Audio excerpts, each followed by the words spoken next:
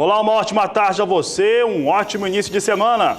Começa agora mais uma edição do Agricultura BR para você. Hoje é segunda-feira, 15 de janeiro. É muito bom estar na sua companhia. Acompanhe com a gente porque vai ser destaque nesta edição.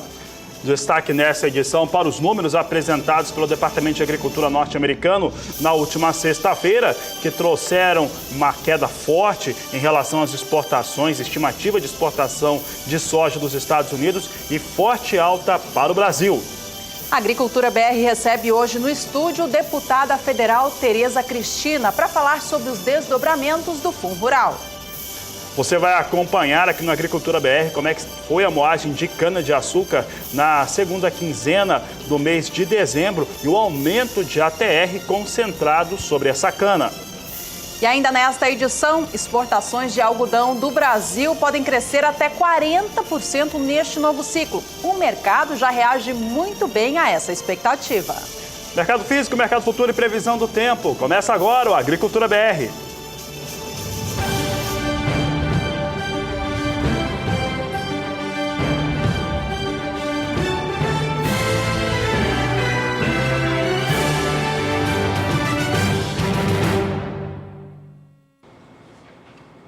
Na última sexta-feira, o Departamento de Agricultura dos Estados Unidos divulgou seu novo relatório de oferta e demanda mundial de grãos.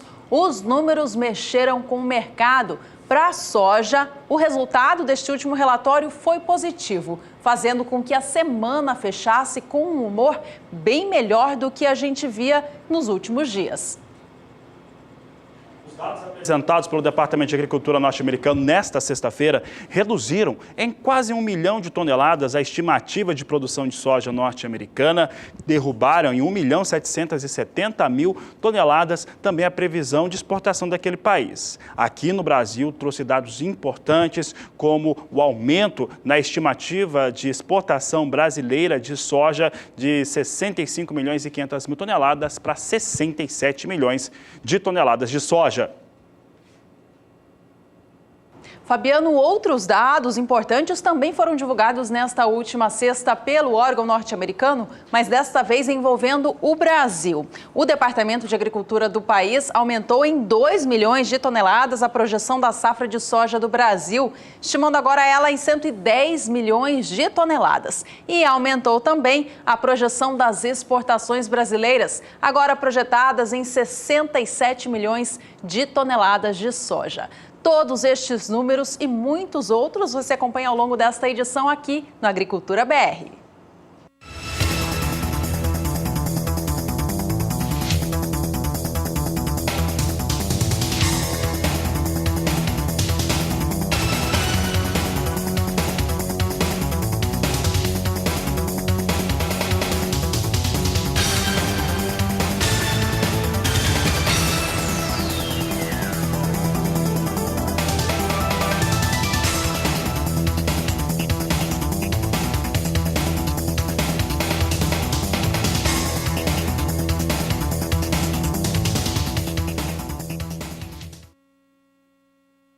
Nesta edição do Agricultura BR, você também vai acompanhar números mais detalhados sobre a safra de cana-de-açúcar do Brasil. Isso porque na última sexta-feira, a única União da Indústria da Cana-de-Açúcar divulgou os números finais do ano de 2017 e confirmou que mesmo com um volume menor de cana processado na principal região produtora do Brasil, Centro-Sul, a produção de açúcar e de etanol foram maiores. Isso porque o rendimento médio destas canas processadas foi melhor do que o do ciclo anterior. Só uma prévia dos números que você ainda vai acompanhar hoje aqui no programa, a gente mostra para você. Em dezembro de 2017, considerando a segunda quinzena do mês, ou seja, a segunda metade do mês de dezembro, a região Centro-Sul do Brasil moeu 2.560.000 toneladas de cana. Veja que o volume foi bem menor em relação a dezembro de 2016, ficou em 18% mais baixo. No comparativo do acumulado da safra 2017 de 2018, que teve início no dia 1º de abril do ano passado, até o finzinho do mês de dezembro, foram processadas até o momento 583 milhões e 400 mil toneladas de cana, queda de 1,5% na comparação com o acumulado da safra 2016-2017. Todos os números a respeito deste setor aqui no Brasil a gente trata ainda hoje em detalhes no Agricultura BR. Tem também destaque, Fabiano, para a citricultura, é isso mesmo? Exatamente, Juliana. Em relação aos embarques de suco de laranja concentrado durante os 6 primeiros meses da temporada 2017-2018. Foram 584.590 toneladas que foram exportadas pela indústria brasileira que trouxeram esses dados para cima. Vamos ver agora como é que ficou então os embarques de suco de laranja durante a primeira etapa dessa temporada 17-18, aqui entre julho e dezembro. Volume total de 584.590 toneladas que foram exportadas de suco de laranja concentrado, 23% acima se comparado ao mesmo período do ano anterior. A receita chegou a 1 bilhão e 51 milhões de dólares, com faturamento superando em 26% o mesmo período anterior, aqui segundo semestre de 2017 ou 6 primeiros meses da temporada 17-18. Os dados você confere ainda durante esta edição.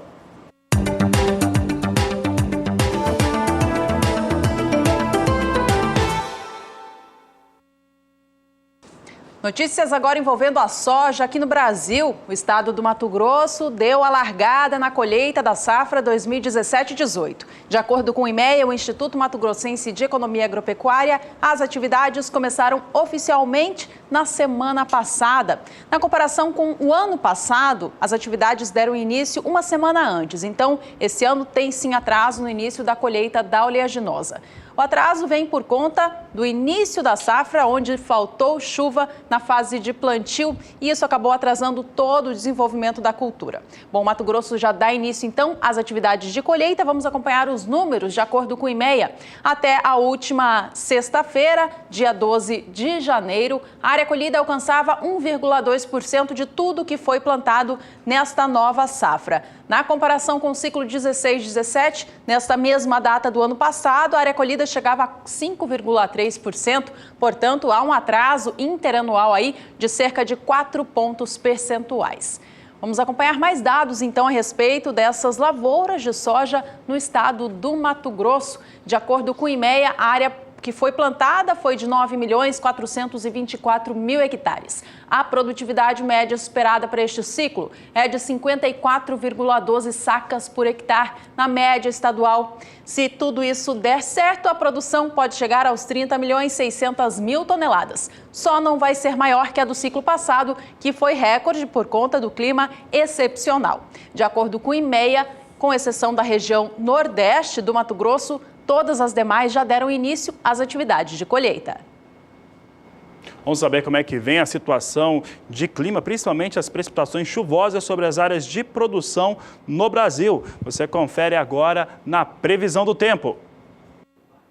Olá, boa tarde a todos. Grande parte das áreas produtoras de soja do Brasil vem mantendo bom ritmo de crescimento em relação às lavouras. Isso porque a umidade do solo é que segue bastante elevada nas principais áreas produtoras de soja. Tanto que alguns produtores, agora que acabaram antecipando as atividades de semeadura das lavouras, já começam as atividades de colheita, especialmente no estado do Mato Grosso, e acaba que a chuva é que vem interferindo no andamento das atividades no campo. Agora, nos próximos 5 dias, ainda teremos instabilidades abrangentes na maior parte do Brasil. A chuva mais forte deve ficar concentrada entre o Paraná, Mato Grosso do Sul e também São Paulo. As instabilidades ganham força aqui nessa região, isso por conta da passagem de uma nova frente fria ao longo dos próximos dias, ainda que de maneira bastante afastada na costa da região sul. E esse sistema vai ajudar a intensificar as chuvas aqui nessas áreas mais escuras do mapa. Tem previsão de acumulados de até 50 milímetros. Agora, nas áreas mais centrais do Brasil, não teremos previsão de chuva muito forte. As instabilidades perdem força no Mato Grosso e Goiás. Isso acaba trazendo cenários mais otimistas para os produtores do Mato Grosso que já começaram as atividades de colheita. No decorrer do próximo período, as instabilidades agora voltam a migrar aqui para as áreas mais ao norte do Brasil entre o dia 21 e dia 25 de janeiro. Isso ocorre por conta de instabilidades tropicais, que devem ser formadas por conta do calor e da umidade do ar mais elevada. Acaba que os ventos lá no alto da atmosfera vão transportar mais mais umidade aqui para essas áreas mais escuras do mapa. Então teremos chuvas mais fortes entre Minas Gerais, Espírito Santo, Goiás e grande parte aqui da região norte, interior do Nordeste também e da região centro-oeste. Só que dessa vez vai ser uma chuva mal distribuída. Agora na região sul as instabilidades seguem de maneira mais fracas. Agora o acumulado não deve passar de 15 milímetros em grande parte da região sul. No decorrer da terceira semana, mais para o finzinho do mês de janeiro, as instabilidades voltam a ganhar força. Um canal de umidade é que vai voltar a atuar e trazer instabilidades mais fortes aqui entre Mato Grosso, Goiás, Minas Gerais, grande parte também do Espírito Santo, alcançando até o Rio de Janeiro. E vai ter previsão de chuva pesada nessas regiões. Então, grande parte das áreas produtoras de soja aqui do centro do Brasil, especialmente do Mato Grosso, Goiás e Minas Gerais, é que devem receber as chuvas mais fortes. Então agora, ao longo dos próximos dias, teremos previsão de chuva mal distribuída na maior parte das áreas produtoras do Brasil. Essas instabilidades voltam a se intensificar mais para o final do mês de janeiro e, com isso, os produtores ainda podem ser atrapalhados por conta dessas instabilidades mais fortes, que podem também causar transtornos em relação ao andamento da colheita na região central do Brasil. Daqui a pouco eu volto com mais previsão do tempo. Obrigada, Juliana. Bom, a gente viu ali no mapa como o interior do Brasil segue bastante chuvoso, né? Enquanto isso, o Rio Grande do Sul segue com clima seco. Por lá, de acordo com a Emater Gaúcha, as lavouras de soja ainda têm apresentado um bom desenvolvimento. Mas esses últimos 15 dias de falta de precipitação já começa a trazer um alerta aos produtores, uma vez que as lavouras avançam cada vez mais para o estágio reprodutivo. De acordo com o boletim divulgado na última quinta pela Emater Gaúcha, 25% da área de soja no Rio Grande do Sul se encontra na fase de reprodução e 5% já entrando na fase de formação de vagens. Essa é uma etapa crítica de desenvolvimento das lavouras, uma vez que as plantas precisam cada vez mais de água para desenvolver bem o seu potencial produtivo. De acordo com a Emater, os produtores já começam a ficar preocupados, uma vez que esses 3 próximos meses, janeiro, fevereiro e março, são de precipitações mais fracas no estado do Rio Grande do Sul. Um outro empecilho que o clima seco tem impactado por lá é a falta de eficácia na aplicação de insumos nas lavouras.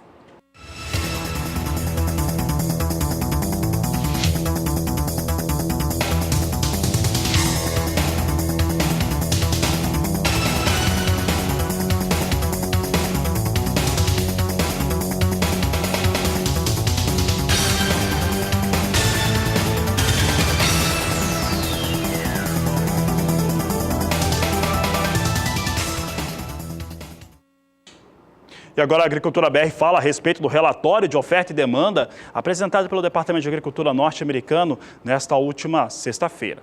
Você vai acompanhar agora, com um pouco mais profundidade, o que esses números mudaram para o cenário da soja. Olha só, falando do país sede, os Estados Unidos, em relação a esse relatório, ele trouxe algumas mudanças importantes. Uma delas é que teve uma redução na estimativa de produção de soja dos Estados Unidos. Uma estimativa que ficou quase 1 milhão de toneladas abaixo daquilo que era previsto durante o mês de dezembro. Então, a colheita norte-americana teve um resultado de quase 120 milhões de toneladas ainda, continua sendo uma safra muito expressiva, continua sendo a safra recorde. Mas há uma queda ali de 900 mil toneladas na estimativa de um mês para outro. Mas o que marcou mesmo esse relatório para os norte-americanos foi a queda na expectativa de exportação. Essa redução foi de 1 milhão e 770 mil toneladas de soja que poderiam ser exportadas pelos norte-americanos. Os dados dos demais relatórios apresentados semanalmente pelos americanos, de vendas e exportações e também de inspeção em embarques, já vem dando conta de que a situação de demanda por soja americana, eu friso, por soja americana, não tem sido tão forte quanto aquela que se esperava ou mesmo aquela que acontecia na safra anterior. Vamos aos números então dos Estados Unidos. Nós temos aqui a produção que foi reduzida em quase 1 milhão de toneladas para 119 milhões 520 mil toneladas. As exportações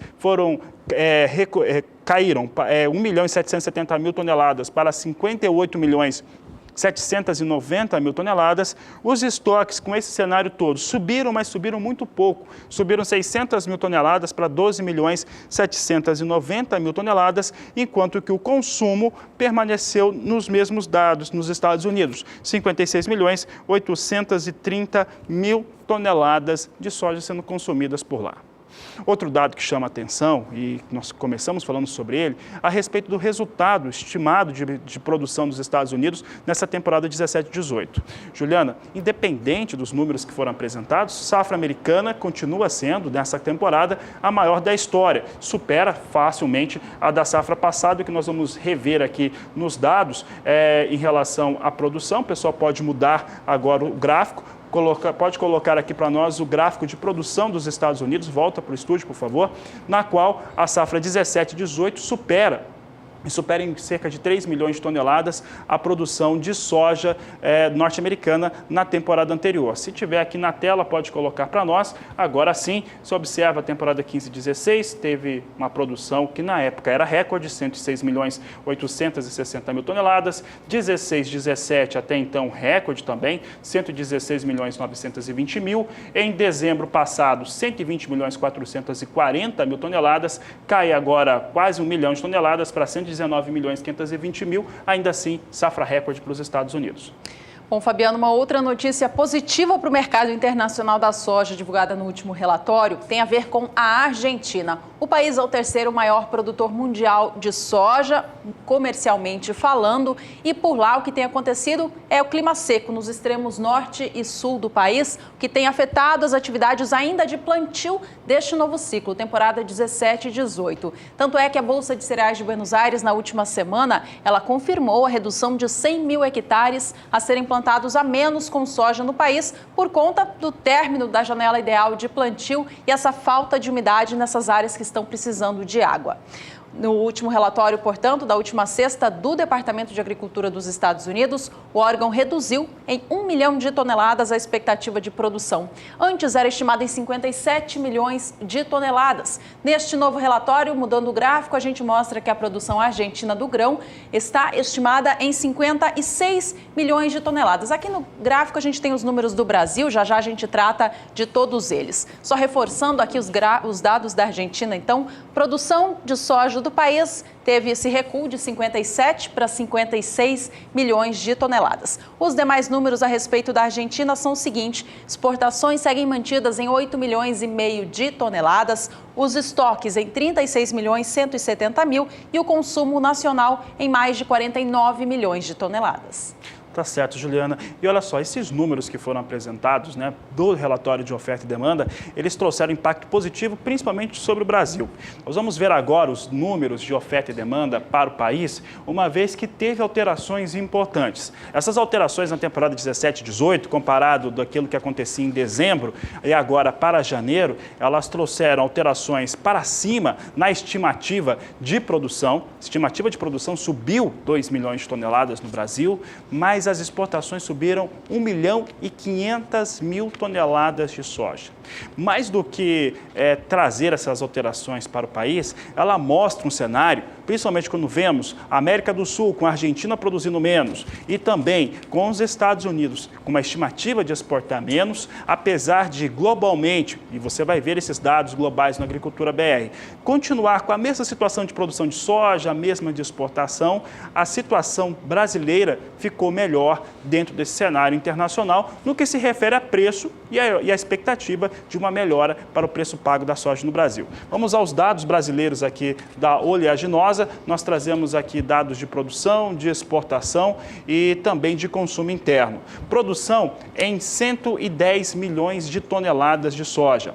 Exportação de 67 milhões de toneladas. Consumo estimado em 45 milhões e 700 mil toneladas de soja. Esse número aqui de exportação na temporada 17-18, ele é um número que chama muita atenção porque é um recorde absoluto para um único país em relação aos embarques da oleaginosa. Um outro fator importante a lembrar também é que mostra que, apesar dos Estados Unidos terem tido uma redução brusca, né, nos últimos relatórios em relação à sua estimativa de embarques, a do Brasil sobe e sobe com bastante força nos últimos meses essa estimativa. o que mostra que o mercado continua extremamente comprador. Vamos ver as safras brasileiras, porque o Brasil, se não vai bater a safra passada, vem para uma segunda safra recorde, que deve ser a segunda maior da história, mais uma vez acima de 3 dígitos. Aqui nós temos as últimas temporadas nacionais e os 2 últimos relatórios que foram apresentados pelo Departamento de Agricultura americano.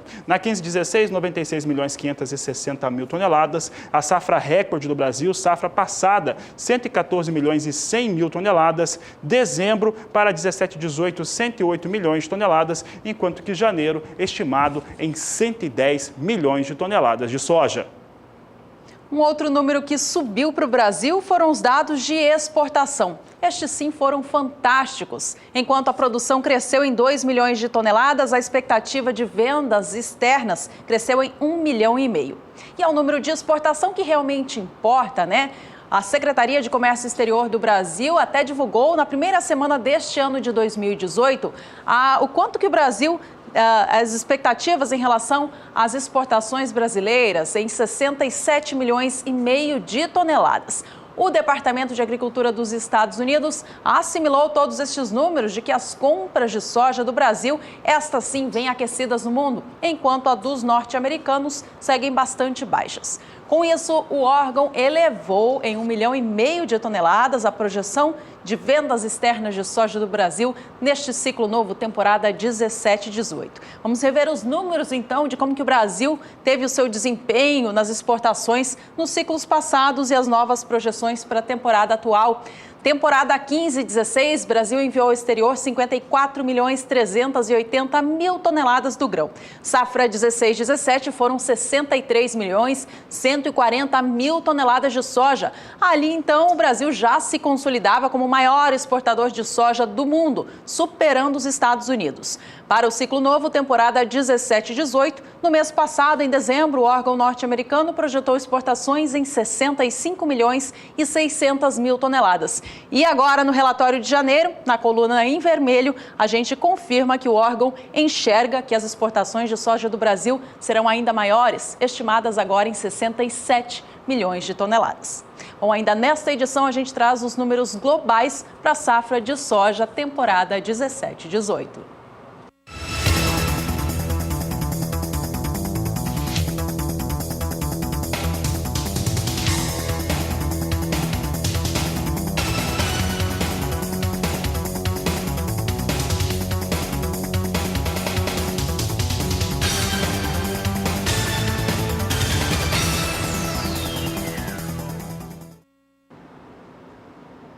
E a Agricultura BR segue trazendo informações. Hoje é feriado nos Estados Unidos, é dia de Martin Luther King, não tem operação com soja em Chicago. Sexta-feira fechava em alto depois dos números do relatório que acabamos de destacar. Mas temos operação com dólar comercial, Juliana. E hoje, mais cedo, Fabiano, o dólar vinha com queda abaixo de 3,20 aqui no Brasil. Vamos acompanhar os negócios em tempo real, então. Neste momento, o dólar segue em movimento de baixa em relação ao fechamento da última sexta. Agora cai 0,21%, vem exatamente a R$ 3,20.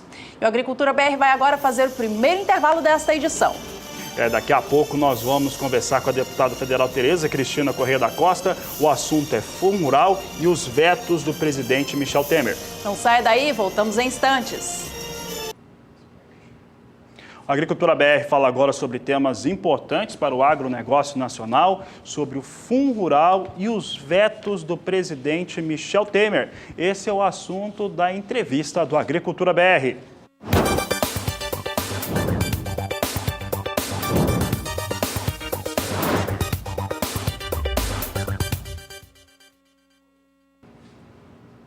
Para falar sobre os mais recentes acontecimentos envolvendo o Fundo Rural, recebemos aqui no estúdio a deputada federal Tereza Cristina, por Mato Grosso do Sul, que inclusive em breve assume a presidência da Frente Parlamentar da Agropecuária. Deputada, mais uma vez obrigada pela sua presença aqui. Ao longo do último ano a gente esteve com a senhora durante muitas vezes, né, para comentar o Fundo Rural e agora um novo episódio. O presidente Michel Temer sancionou o projeto de lei que regulamenta o refis do Fundo Rural, porém com 24 vetos.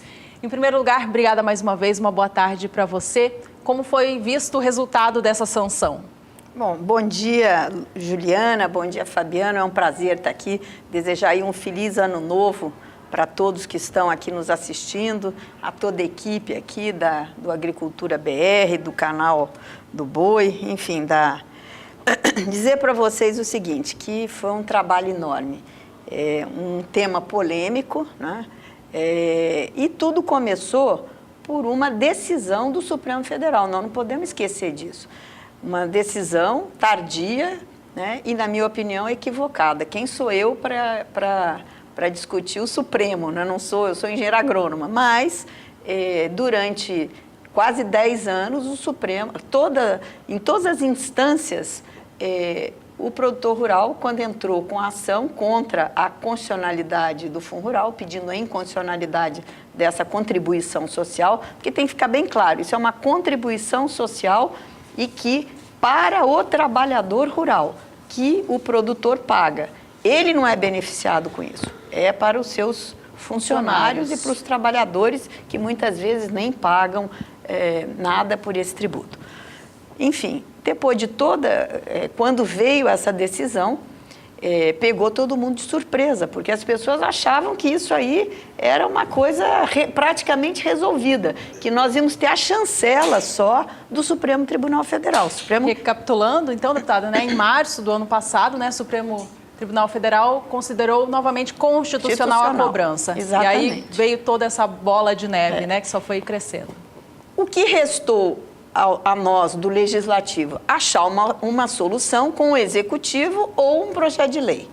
Conversando, depois de 4 meses, intensamente, vários deputados da frente, com o Poder Executivo, com a Receita Federal. Primeiro falamos com o presidente Temer, depois houve a concordância de se fazer uma medida provisória e nós, então, começamos a discutir. É uma matéria extensa, porque envolve uma série de ações diferentes, né? Porque são muitos anos, então tem gente com liminar, gente sem liminar, associações que entraram, que são guarda-chuva para produtores, e tem o problema dos adquirentes, que são as cooperativas, os frigoríficos, as cerealistas, que alguns têm liminar, outros não. Enfim, é uma torre de Babel.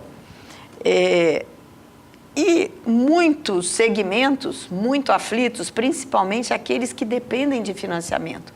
Porque ficar inadimplente com a Receita quer dizer não ter financiamento, não conseguir uma série de coisas. Na hora de vender a propriedade não consegue, porque está lá o tributo, tem que pagar, tem que calcular. Então, tudo isso foi levado em consideração e o governo foi muito sensível a essa matéria e nos deu a indicação que poderia fazer uma medida provisória que parte do Executivo, isso aí. Foi feita a medida provisória, depois de muita discussão, porque, naturalmente, a Receita Federal, o papel dela é arrecadar, ela quer tudo. E nós queríamos que tirasse todos os encargos, juros, multa, sucumbência, nós queríamos que isso tudo fosse tirado. E, além do mais, nós precisávamos de um parcelamento muito mais longo do que hoje é feito para outras atividades aí comerciais e industriais. Então, toda a confusão ficou em torno disso, foi uma negociação dura e de muito tempo e muito trabalhosa. Depois que isso a gente conseguiu minimamente ajustar, foi feita a medida provisória, só que o governo mandou acho que 14 medidas provisórias praticamente juntas, né? E o que aconteceu? A nossa medida provisória entrou nesse bolo e isso tem uma sequência. Existe toda uma legislação do regulamento interno da Câmara e do Congresso, do próprio Senado, de como é que isso funciona. E o produtor rural, às vezes, não entende isso. Então, não é vontade nossa ou não. Eu ouvi alguns produtores dizendo, mas vocês perderam. Nós não perdemos. Infelizmente, nós ficamos em cima, mas tinham outras medidas na nossa frente que trancam a pauta. Chama isso, tranca a pauta. Enquanto você não votar aquilo, não. E eram medidas polêmicas também e que hoje nós temos lá uma oposição que faz, não deixa votar, enfim, que dificulta o andamento das votações de matérias que a oposição não quer votar. E nós perdemos a medida provisória. Ela chegou a ser votada, mas não houve tempo hábil dos procedimentos, da continuidade desses procedimentos. Então, imediatamente, o presidente Nilson Leitão e eu e outros deputados procuramos o presidente Rodrigo Maia, e Rodrigo Maia, muito preocupado e entendeu o tamanho da preocupação desse problema, falou, não, vocês podem entrar com um projeto de lei com o mesmo escopo, né, com as mesmas decisões da medida provisória, só que vocês aí têm que trabalhar junto ao plenário, porque nós precisamos de 257 votos. E a oposição contra, a oposição usando a Previdência, e isso é um assunto previdenciário, porque esse recurso ele é uma contribuição social para a Previdência dos trabalhadores rurais. Como é que vocês querem votar a Previdência, tirar benefícios e não querem pagar? Então, as pessoas às vezes não entendem a complexidade do que é aquilo lá. Eu não entendia. Hoje estou lá, né, vivendo do outro lado e vendo como é que essas coisas funcionam. Mas, enfim, fizemos o projeto de lei, né, em regime urgente, urgentíssimo. Em 2 semanas ele foi feito, foi discutido, tivemos que negociar com a oposição para que andasse, e foi aí que entrou a renegociação da dívida dos agricultores da agricultura familiar, que é um assunto que tinha a ver, porque tem algum tipo de remissão, de perdão, então foi discutido isso e foram colocadas algumas coisas. Então, quando vocês falam 24 vetos, só 6 no Fundo Rural, o resto foi todo numa, vamos dizer, ficou um projeto de lei que ele tem 2 caminhos, 2 segmentos, 2 linhas. Uma é a renegociação da dívida dos produtores rurais, que é basicamente em cima da Lei 13.340, que é o negócio do crédito fundiário, enfim, que ele caducou, ele venceu, não houve tempo hábil, então foi recolocado isso. E o outro, o Fundo Rural propriamente dito. Então, a maioria dos vetos está em cima da renegociação da agricultura familiar. No Fundo Rural foram 6 vetos. Muito bom colocar isso bem explícito aqui, até para a gente, né, saber em detalhes realmente o que acontece. Desculpe se eu estou falando muito, mas é que o assunto é complicado. Amplo, então. Claro. Deputado, você é da casa, você pode falar, é importante que fale para que o público em casa entenda. É importante também lembrar que para chegar a isso teve que ter muita articulação da Frente Parlamentar Agropecuária e que foi num tempo muito rápido, tendo acontecido o que aconteceu, o contexto é sempre muito relevante. Deputada, hoje nós podemos pensar que em relação àquilo que vai ser, a partir de agora, a partir desse momento, pago pelo produtor rural, em termos do Fundo Rural, é algo que é hoje bem resolvido. Mas nós temos ainda algumas questões, é por isso que precisa se trabalhar mais um pouco, precisa desse apoio na Câmara Federal. E aí, cada produtor rural que tem articulação no seu município precisa também fazer pressão, né, conversar com seus representantes, porque essa questão do que ficou para trás ainda tem situações a serem conversadas, a serem resolvidas. É isso? É isso. O que acontece? Existe um segmento aí do agronegócio que queria a remissão, o perdão do passado integralmente. Por quê? Porque o Supremo, ele já decidiu pela constitucionalidade, mas ele ainda não modulou. Então, ele pode chegar e dizer, olha, essa dívida vale só dos últimos 5 anos para cá, ou essa dívida vamos perdoar o passado. Isso ainda ele não fez, ele está ainda em plenário sendo discutido. Então, alguns diziam o seguinte, se a gente fizer uma lei, perde força perante o Supremo, no julgamento Supremo. Mas não é bem assim, né? Primeiro que o Supremo, ele vai decidir em cima da constitucionalidade disso aí, né? Ele pode até melhorar, mas na lei já está escrito que se houver algum tipo de melhora do que está aqui escrito, ninguém perde. Tá? Então, vamos dizer, eu fiz a adesão. Vamos agora, já saiu a regulamentação no dia 12 de janeiro, sobre como é que vai ser toda a adesão, enfim, como é que vai funcionar esse parcelamento. Então, o passado é o quê? Nós não ficamos satisfeitos com o veto na multa, né? Na multa e na sucumbência. Por quê? Porque era uma das coisas que estavam na lei, porque isso minimizaria vamos dizer, esse valor de 5 anos, ou 6 anos, ou 7 anos, dependendo, porque quem tem liminar não paga multa, tá?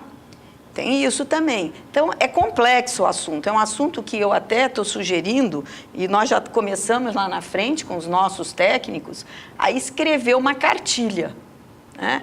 Por quê? Porque tem a adesão, tem o passado, como é que fica. Então, o passado, hoje, o que passou foi o parcelamento, a adesão, você precisa pagar 2,5% em 2 vezes, e que já regulamentaram que vai ser fevereiro e março. Né? Anterior a isso, a entrada era maior. Era 4%. Nós conseguimos, numa negociação, né, que tinha gente que, inclusive, tiveram emendas para que voltasse da oposição, do PSOL, da rede, para que voltasse a 4%. Nós conseguimos uma negociação, nós tínhamos colocado 2%, nós queríamos 1% não foi possível, passamos a 2% numa negociação, acabou passando 2,5%. Então, hoje, o produtor que fizer a adesão, ele tem que pagar 1,25% em fevereiro e 1,25% em março, da dívida consolidada.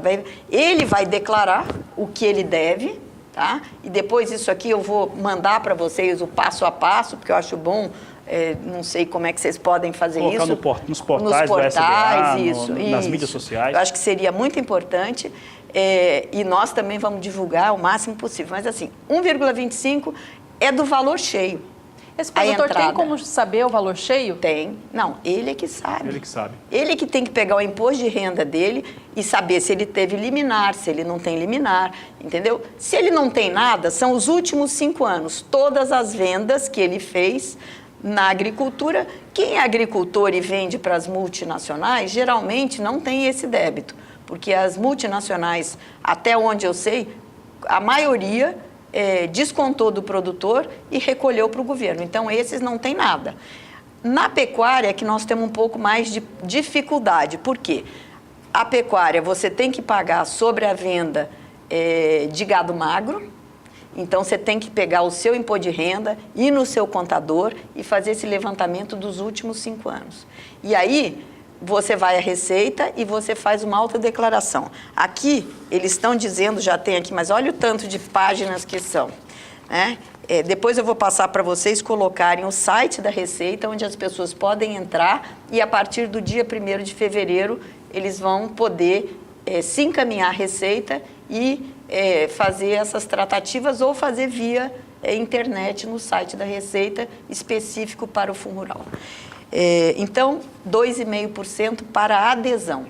Feita a adesão, a Receita vai te dar um cálculo, aí já descontado os juros, 100% dos juros, né? E aí ele vai te dar um cálculo. O que nós conseguimos? Um parcelamento de 176 meses, isso são 15 anos.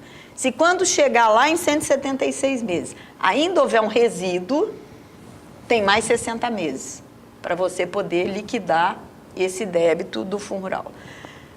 Aí, isso é o passado. Aí vamos falar sobre o futuro. Nessas negociações, nós conseguimos provar para a Receita e para o governo que 2,3% é um valor muito alto sobre a produção. Então, se eu produzo 1 milhão e eu tenho uma venda bruta de 1 milhão, depois que eu vou descontar imposto, bruto, 1 milhão de vendas, eu tenho que pagar 2,3% da minha produção para o governo. Somente, tem outros impostos, mas somente do Fundo Rural. Então, nós conseguimos diminuir isso para 1,5%. Então, de 2,3%. Então, se eu não devo nada, eu só vendi soja para quem eu vendi, ou vendi para uma cooperativa, ou enfim, para um frigorífico, e eles descontavam, eu estou zerada, não devo nada, eu já estou pagando... A partir de janeiro agora? A partir de janeiro, 1,5%. Tá? Então, foram 40% de redução. Eu acho que isso é um grande ganho. Agora, quem tem o passado vai ter que pegar esse passado, mas aí quem vai fazer isso é a Receita.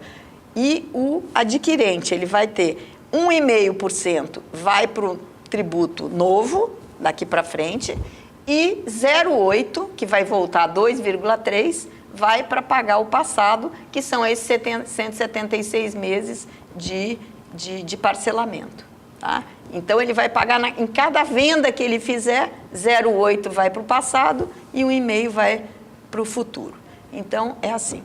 O outro grande ganho que eu acho que as pessoas também não valorizaram muito e que foi uma briga enorme, foi a folha. A opção pela folha. Na verdade, assim, ela só vai começar o ano que vem, a partir de 19, porque a Receita alegava que eles não tinham mecanismos de fazer essa cobrança ainda, o software lá para poder o produtor fazer a opção. Então, eu tenho 4 funcionários, eu vendo 500 bezerros por ano, eu tenho que fazer essa conta, 500 bezerros me dá tanto, 2,3 disso é X. O pagamento da folha integral, como paga o trabalhador urbano, o patrão urbano, é 23%. O que é melhor? Tem essa opção. Tem essa opção. Eu acho que isso foi um ganho fantástico. Não vi ainda as pessoas achando isso, mas enfim, eu acho que isso... Talvez tenha que chegar mais próximo a mas as pessoas precisam cobrança. começar a pensar, até para se planejar para chegar o ano que vem, janeiro do ano que vem, ter essa opção. Outra coisa que nós conseguimos também para o futuro, infelizmente o agricultor, não, o produtor rural, pessoa jurídica, o governo também vetou.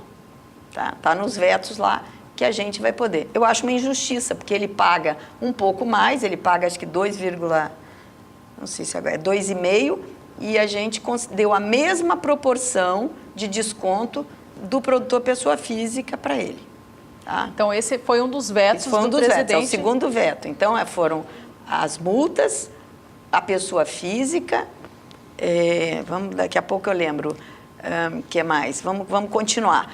E a outra coisa que as pessoas têm que entender é o seguinte, o adquirente, que são as pessoas que são outorgadas para recolher do produtor rural, porque a cooperativa, o frigorífico e as cerealistas, eles não pagam fundo rural. Não faz parte da atividade dele o pagamento do fundo rural. Eles já pagam em folha, INSS. Eles têm o quê? Eles são outorgados pelo governo, eles recebem uma outorga para fazer esse desconto. Deputado, eu tenho aqui mais um veto do presidente, a senhora me confirma se é. A inclusão da renegociação de outras dívidas rurais com bancos públicos. Isso tem a ver também? Tem. Isso aí foi na parte da agricultura familiar. Ok. E isso aí, parte vamos dizer, do projeto. Eu sou uma pessoa muito franca. Eu acho que isso aí foi uma coisa que entrou no meio da negociação, vamos dizer assim, e que nós vamos vetar. Nós vamos, na verdade, nós não... nós vamos vetar. Deputada, assim, até porque aqui nós estamos com a participação, estamos ligados na internet, de público, né, telespectadora, que é a Adriana Salles, ela que é de Rondonópolis, agricultora e pecuarista, está fazendo uma pergunta e é do âmbito político. Certo. Ela está perguntando o seguinte, quando você tem a oposição votando contra e se posicionando contra, é contra o que exatamente? Porque ela também é contra, eu entendo a pergunta da Adriana, porque a oposição também é contra o governo. Ela está pensando no que, deputado? Na arrecadação da receita? Ela está só criando um obstáculo para negociar um outro projeto que queira votar também? Na verdade, assim, eles são contra tudo que vem do governo, entendeu? Então, é uma matéria que vem do executivo, eles querem votar contra. Nada para eles que venha do executivo, a oposição está sempre batendo. A não ser alguma coisa que venha do executivo que vai de encontro a algumas políticas sociais, como esse da agricultura familiar, que era interesse da oposição. No caso desse da agricultura familiar, que é importante, né, ser avaliado, mas tentou-se pegar uma carona nessa força e aí... Claro, porque senão eles iam fazer obstrução e não ia passar. Então, isso tudo... isso são regras do regimento interno da casa e que, quando nós éramos oposição, a gente fazia isso também, mas até não de maneira tão competente como faz a oposição. A oposição joga duro mesmo quando ela não quer aprovar um projeto do executivo. Então, assim, Eu não sei o caso da Adriana Salles, se ela é contra o Fundo Rural ou se ela é contra... Ela é contra a oposição, pelo que eu entendi. Contra a oposição. Contra a oposição. Ela está questionando por que a oposição tem se colocado... Porque, infelizmente, o regime... Aí isso aí eu daria um motivo aqui para um outro programa. A oposição, o que aconteceu? Aquela Casa de Leis, ela foi feita para ter 4, 5 partidos, e nós temos 28. Então, é uma confusão, entendeu? Para você conseguir avançar. E existem mecanismos que você pode obstruir. Você pede contagem de quórum, aí não está todo mundo lá, aí cai, aquele negócio vai até 2 horas da manhã, eles deixam para o último minuto. Enfim, aí eu teria que vir um outro dia aqui para nós falarmos sobre política e sobre mudanças que precisam ser feitas, e é por isso que agora na nova regra eleitoral ainda não passou o que era necessário, mas nós estamos caminhando para isso, é a diminuição do número de partidos, que devem ficar aí em torno de uns 14, 15 partidos depois dessa eleição de 2018, que vai facilitar um pouco esse trâmite interno. Então, a oposição, tudo que não é de interesse dela, ela combina. O PT, basta o PT, o PDT juntos, eles já resolvem e fazem obstrução. Eles têm uma expressão muito forte. E a gente não consegue caminhar, porque não é que a gente até, se a gente conseguir colocar em votação, a gente passa, porque nós temos maioria. Mas o problema é essa arquitetura de como é que funciona aquilo lá dentro, é que faz essa morosidade. Quando você tem urgência, se a gente não passasse isso até o dia 22 de dezembro, o que aconteceria? Todos os produtores estariam recebendo uma cartinha de inadimplentes junto à Receita Federal. E isso, as pessoas não entenderam ainda a gravidade. O que nós temos agora? 2 pontos para caminhar. Podemos ainda vetar algumas coisas, precisamos de 257 votos, precisamos estar combinados com a oposição para não pedir, enfim, evitar essas obstruções, para vetar algumas coisas que nós achamos que podemos melhorar ainda no projeto de lei 96, mudou o número, é tanto número, ele mudou de número agora no projeto 13.606, que é o novo PL, que tem o Fundo Rural e a renegociação da dívida da agricultura familiar. São muitos entrelinhas, né? Muitos números. Muito obrigada, deputada, pelas informações. Tá certo. Antes de encerrar, estou estourando o programa e perturbando um pouco a nossa diretora aqui. Deputada, você vai assumir a presidência da Frente Parlamentar da Agropecuária e é um grupo, né, que representa, evidentemente, a agropecuária nacional e, claro, os interesses do país. E é muito coeso, né, para esse próximo passo, né, e vocês trabalham de uma forma unida muito interessante. O que muda? Quais são suas ideias? E falando rapidamente aqui, aproveitando a oportunidade de você estar aqui conosco no Canal do Boi. O que muda é o seguinte, que nós temos problemas, cada um primeiro tem seu estilo, né? Mas não muda muito. O que muda é que eu vou dar algumas linhas de prioridade. Por exemplo, problema indígena. Eu acho que nós temos que resolver esse problema, ninguém aguenta mais, né? Da segurança jurídica, que isso vem trazendo, os transtornos que isso vem trazendo. Então, resolver isso efetivamente. Nós temos aí o Código Florestal, que tem várias ADINs que estão trazendo transtornos também, que é uma coisa. Nós temos um problema de crédito rural. Nós precisamos rever o Manual de Crédito Rural, que é muito antigo, que é de 1946 e que cada dia que precisa vai se aperfeiçoando, mas nós precisamos dar uma olhada global nele. Então, tem alguns pontos, mas não muda nada.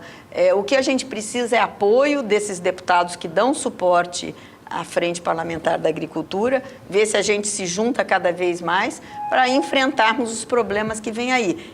Hoje nós vemos que a NASA acabou de dizer que existe aí um monte de manipulação em cima das áreas do problema ambiental, né, que não é verdade e que a gente tem uma oposição enorme. E eu pretendo também trabalhar muito, mostrar o valor do homem do campo, o valor da produção, o que seria desse país sem essa gente valorosa que trabalha para pôr comida na mesa do brasileiro e ainda tem um excedente de exportação enorme usando tecnologia, e nós não somos os bichos-papões e nem atrasados como a oposição. Muita gente quer fazer crer a população urbana brasileira, inclusive fazendo aí, toda hora a gente vê postagens que nós somos o símbolo do atraso, muito pelo contrário. Se o Brasil não tivesse esses produtores rurais do agronegócio que tem a nossa situação hoje era muito pior do que ela é hoje, com toda essa crise econômica. O que vem salvando o Brasil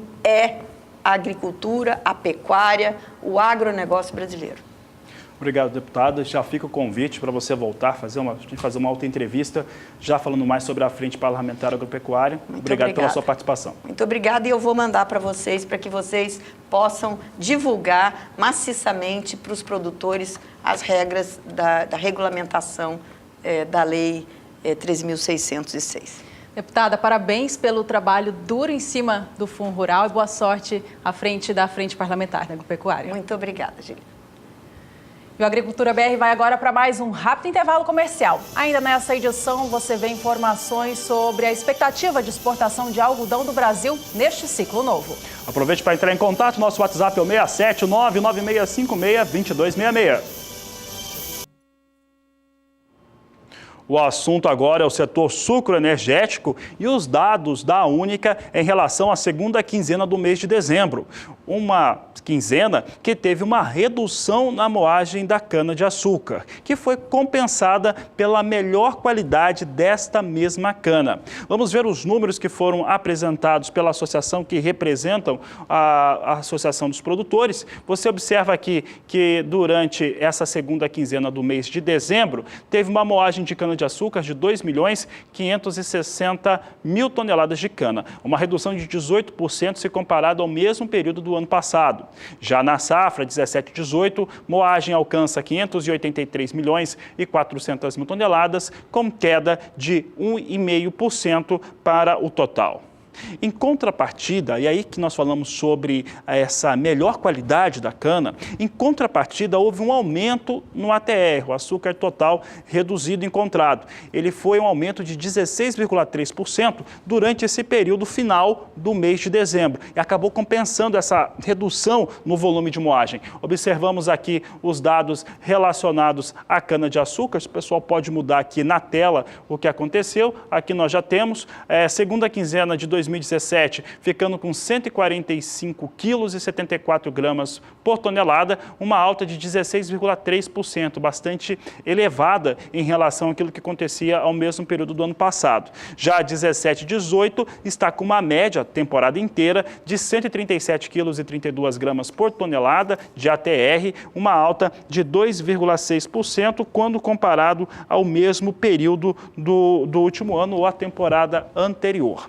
Vamos saber agora como é que fica então a produção de açúcar e etanol. Produção de açúcar e etanol no Brasil teve até uma situação diferente, né? Enquanto o etanol ele tem uma situação de que é produzido quando o preço do açúcar está pior, nós tivemos ali uma situação um pouco melhor para a produção nacional nesse final de ano de 2017. Observe que a produção de açúcar alcança na temporada, né, de abril até dezembro, 35.800.000 toneladas, enquanto que a de etanol alcançou 5.200.000.000 de litros, de acordo com a Única em seus dados. Em relação à produção de açúcar, a expansão é de 1,7% e de etanol também teve. Etanol subiu 1,2% na sua produção.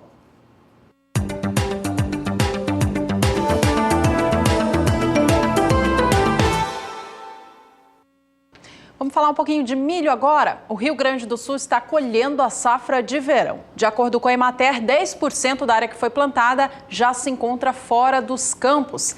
As demais áreas implantadas com milho na primeira safra no Rio Grande do Sul se encontram nos seguintes estágios de desenvolvimento. 25% se encontram ainda em desenvolvimento vegetativo, 15% das lavouras estão na fase de floração, 30% em enchimento de grãos e 20% em maturação.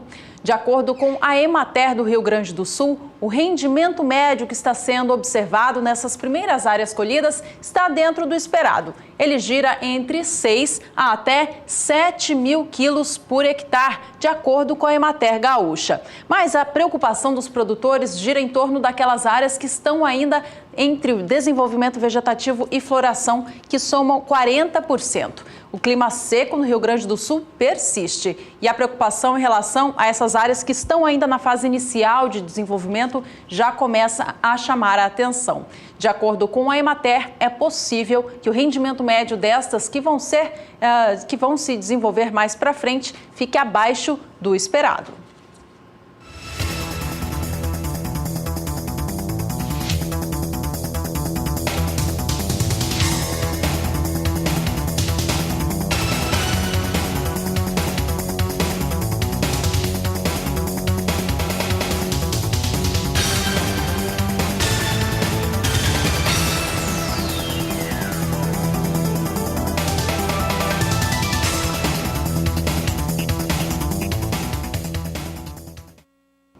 A Agricultura BR volta a destacar o relatório de oferta e demanda apresentado pelo Departamento de Agricultura norte-americano nesta última sexta-feira. E começamos falando sobre os Estados Unidos, país aí do USDA, que trouxe dados que deixam a situação para os preços do milho ainda mais preocupantes. Isso porque, para os norte-americanos, o Departamento de Agricultura elevou a sua estimativa de produção para a colheita, para o resultado de colheita, que já saiu totalmente dos campos, evidentemente, em 700 mil toneladas. Então, ficou maior a produção de milho norte-americano em 700 mil toneladas. Mais do que isso, os estoques deste país subiram, e subiram quase 1 milhão de toneladas. Acompanhem conosco aqui a situação de quadro de oferta e demanda, aqui é a situação dos Estados Unidos e os dados de produção, exportação, estoque e consumo norte-americano. Em relação à produção, subiu aqui quase mais de 700 mil toneladas, vem para 370 milhões, 960 mil toneladas a produção de milho nos Estados Unidos. As exportações manteram-se inalteradas, 48 milhões e 900 mil toneladas. O que mudou aqui para os norte-americanos é o estoque do cereal quando comparado aos dados apresentados em dezembro.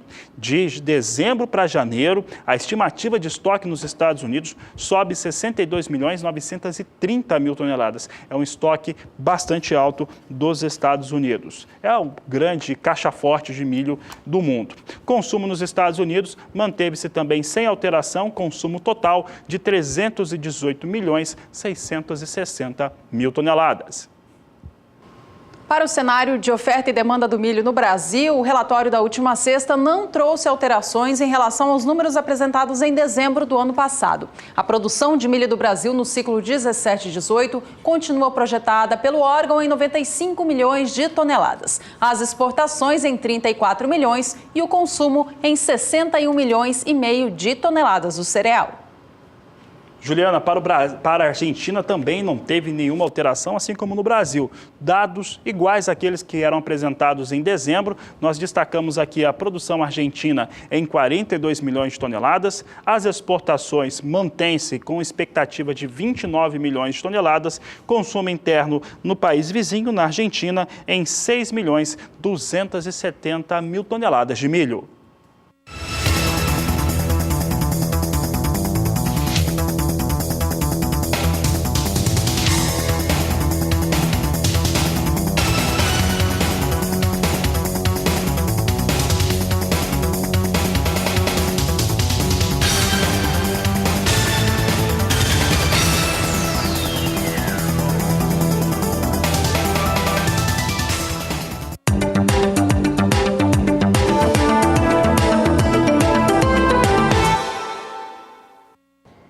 A Agricultura BR destaca agora os dados que foram apurados pela Secretaria de Comércio Exterior e que foram trabalhados pela instituição que representa os produtores, a cadeia produtiva do suco de laranja.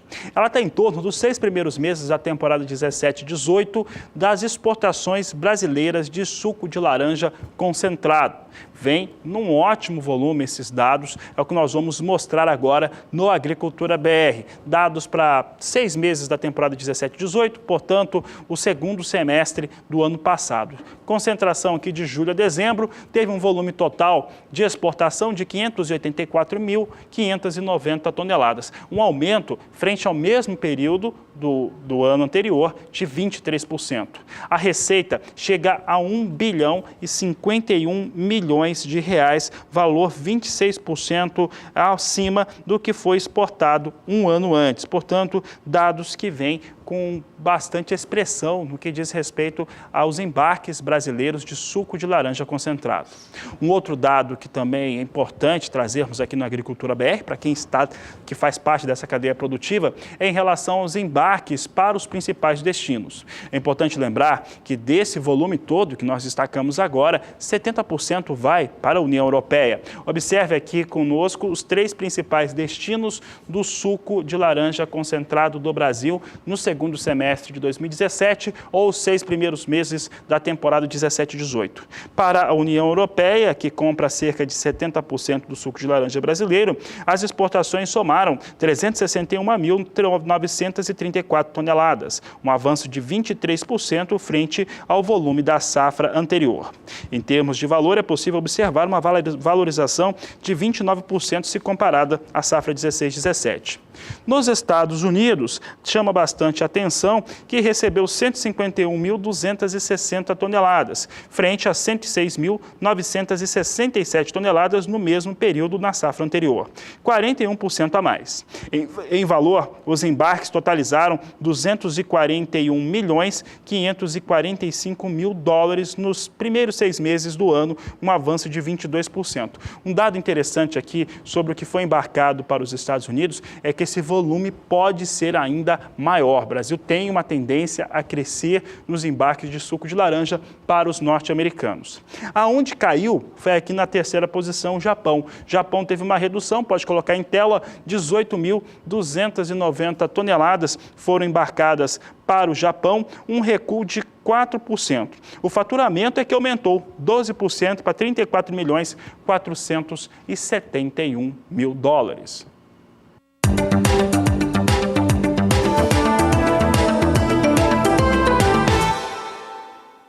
O assunto por aqui agora é algodão. O Brasil está na fase de plantio do ciclo novo temporada 17-18. O Mato Grosso, o maior estado produtor da fibra no Brasil, teve um avanço de apenas 3 pontos percentuais nas atividades de semeadura nesta última semana. Isso porque o clima está chuvoso no estado mato-grossense e acaba atrapalhando o avanço das atividades de semeadura. De acordo com o IMEA, o Instituto Mato Grossense de Economia Agropecuária tem um atraso significativo aí na comparação com o ciclo passado. Até a última sexta-feira, dia 12 de janeiro, a área implantada para o ciclo novo representava 12,1% do previsto. Nesta mesma época do ano passado, mais de 23% da safra já havia sido plantada. O ritmo de plantio, portanto, segue lento para o estado mato-grossense. A área prevista para esta nova temporada, no entanto, ela é bastante positiva, ela cresce em mais de 15%. O mercado do algodão vive um momento muito positivo. Expectativa de exportações que crescem quase 40% neste novo ciclo, melhoram o preço no mercado e incentivam os produtores a investir mais. De acordo com a primeira estimativa do IMEA, a área plantada deve chegar a 725.600 hectares, aumento de 15,8% em relação ao plantio da safra 16-17. A produtividade média por hectare, esta cai, uma vez que o clima no ano passado foi melhor. Cai em 5,4%, sendo estimada em 261,6 arrobas por hectare. Por conta desse aumento expressivo na área de plantio de algodão neste novo ciclo, a produção da fibra no estado do Mato Grosso cresce em 9,5%, se tudo der certo até lá. De acordo com o IMEA, a previsão de colheita do algodão em caroço é de 2.850.000 toneladas e da pluma da fibra em 1.200.000 toneladas. Vamos saber então como que o clima se comporta daqui para frente então para as áreas produtoras de algodão, tanto do Mato Grosso quanto a dos demais estados produtores. Vamos aos destaques com a Juliana Rezende. Os produtores de algodão seguem avançando com as atividades de plantio das lavouras, principalmente no Mato Grosso e também na Bahia. Agora, no estado do Mato Grosso, o solo se encontra com bastante umidade. Nessas áreas em rosa, a disponibilidade hídrica do solo segue em torno de 90%. Isso é devido às últimas chuvas, que acabaram ocorrendo de forma bastante frequente e também com alta intensidade. Essa disponibilidade hídrica do solo acaba prejudicando um pouco o andamento das atividades no campo campo e principalmente o andamento do plantio das lavouras de algodão. A chuva também acaba atrapalhando que os produtores possam ganhar ritmo nas atividades no campo. Agora, na Bahia, como tem certa irregularidade de chuvas, a disponibilidade hídrica do solo ainda segue um pouco mais baixa, principalmente aqui na faixa oeste. Mas mesmo assim, ainda segue com índices favoráveis para esse início do desenvolvimento das lavouras. Nos próximos 5 dias, teremos pancadas de chuva apenas no Mato Grosso. Não vai ser uma chuva muito forte. Isso porque as instabilidades agora começam a perder um pouco mais de intensidade nas áreas centrais do Brasil. Então tem chuva, mas de maneira muito mal distribuída no estado do Mato Grosso ao longo dos próximos 5 dias. Enquanto que na Bahia, predomínio de tempo seco por conta da circulação dos ventos lá no alto da atmosfera, que acaba inibindo a formação de nuvens de chuva. No decorrer da segunda semana, a chuva volta a ganhar um pouco mais de intensidade aqui no estado do Mato Grosso e as instabilidades começam a migrar para o interior do Nordeste. Então, áreas produtoras de algodão da Bahia voltam a receber pancadas bastante significativas, volumes de 30 até 50 milímetros. Só que no decorrer da terceira e última semana é quando a chuva ganha cada vez mais intensidade aqui nessas áreas mais escuras do mapa. Um novo corredor de umidade vai passar a atuar e trazer mais instabilidades para o centro do Brasil. Então, Mato Grosso vai voltar a receber chuvas volumosas em torno de 70 milímetros, é o acumulado para 5 dias. Na Bahia também segue tendo previsão de pancadas bastante significativas e com volumes elevados de 30 até 50 milímetros. Então, na Bahia, as instabilidades seguem frequentes, mantendo o solo com mais umidade, beneficiando esse início do desenvolvimento do algodão. Agora, no Mato Grosso, conforme as instabilidades ganham força, mais para o final do mês de janeiro, essa chuva pode vir a atrapalhar momentaneamente o andamento das atividades de plantio das lavouras de algodão. Daqui a pouco eu volto com mais previsão do tempo. Até já, Juliana, e a gente vai para mais um rápido intervalo. No próximo bloco, ela volta explicando um fenômeno natural que a gente mostrou no programa aqui na última sexta-feira. Você que não viu vai ter a chance de ver com a gente de novo. Fique conosco, voltamos já. Na última sexta-feira, você que acompanha o Agricultura BR viu por aqui imagens que estão circulando nas redes sociais mostrando um fenômeno natural que foi observado em uma área agrícola do Brasil entre a região de Chapadão e Xingu. É uma nuvem bastante densa, a gente coloca na tela aí para você de casa acompanhar também, que demonstra, é claro, uma área que está recebendo bastante chuvas, mas que tem uma formação natural um pouco curiosa, diferente das que a gente vê aí somente em áreas bastante chuvosas. Parece uma nuvem bastante carregada ali, bastante densa, e a gente quis saber mais detalhes sobre essa situação, se ela é natural, do que ela é formada, né? A Juliana Rezende, da Somar Meteorologia, participa com a gente agora de novo, explicando que fenômeno foi esse. Como podemos ver nas imagens que foram mostradas anteriormente, as instabilidades ganharam intensidade na região agrícola entre Chapadão e também Xingu, na região centro-oeste. Com isso, as instabilidades ganharam bastante intensidade, que acabou até formando um fenômeno climático conhecido como supercélula, que é reconhecido e também muito típico de tempestades. Ocorre que as instabilidades ganham força, a corrente ascendente do ar também ganha bastante intensidade e acaba formando esse tipo de fenômeno climático. E esse fenômeno, ele forma também instabilidades que podem causar também chuvas volumosas, que podem vir acompanhadas de trovoadas, descargas elétricas. Essas instabilidades ganham bastante intensidade e, eventualmente, também podem vir a formar até tornados, o que não é o caso desse fenômeno climático, porque, de acordo com as imagens, não houve a formação de redemoinhos, apenas uma grande área de instabilidade que ganhou bastante intensidade, garantiu chuvas volumosas e também temporais na região central do Brasil. Agora, essas instabilidades é muito comum nessa época do ano por conta do calor e também das instabilidades acabarem ganhando bastante intensidade em um curto período de tempo. Hoje eu encerro por aqui a minha participação. Até mais!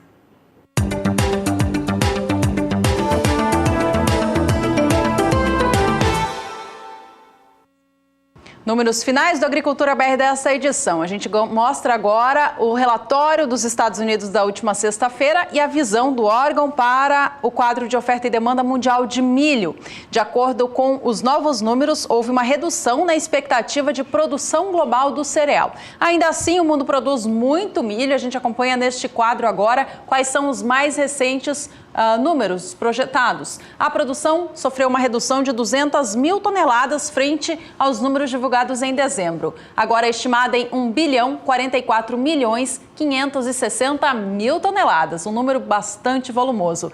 As exportações do cereal previstas chegam a 10 milhões a menos do que a safra anterior, ou seja, um mercado que cai em relação ao comércio mundial do cereal. Elas ficam agora estimadas em 151 milhões e meio de toneladas. Por outro lado, o lado positivo é uma redução de 22% nos estoques globais de milho entre a safra passada e atual, que agora está estimada em 206 milhões 570 mil, números bastante grandiosos, né, Fabiano, para o cenário do milho. É sempre números muito altos, realmente, por conta dessa produção abundante nos países produtores. Exatamente. O cenário global é sempre interessante para ser verificado. Como o da soja, Juliana, nós trouxemos no primeiro bloco do programa, nós falávamos a respeito de Estados Unidos, Brasil e Argentina, porque é onde estão as grandes mudanças e são os 3 maiores players do mundo, na produção e também na exportação. Só para que o pessoal tenha o contexto de novo, em relação aos Estados Unidos, teve uma redução forte para a produção, 900 mil toneladas, e mais forte ainda a redução na expectativa de exportação. Caiu 1.770.000 toneladas. Na Argentina, uma produção estimada menor de 1 milhão de toneladas, que já eram fatores que seriam bons para o Brasil.